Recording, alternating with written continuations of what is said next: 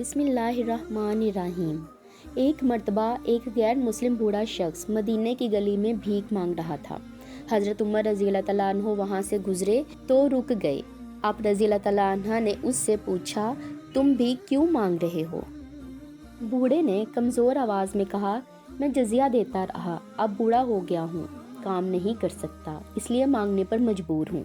یہ سن کر حضرت عمر رضی اللہ تعالیٰ عنہ کی آنکھوں میں نمی آ گئی۔ آپ رضی اللہ تعالیٰ عنہ نے فرمایا، یہ انصاف نہیں کہ جوانی میں ہم اس سے ٹیکس لیں اور بڑھاپے میں اسے یوں چھوڑ دیں۔ فوراً بیت المال کے خازن کو حکم دیا کہ اس بوڑھے اور اس جیسے تمام غیر مسلموں کا وظیفہ مقرر کیا جائے۔ پھر اس کا ہاتھ پکڑ کر خود اسے گھر چھوڑنے کے لیے گئے۔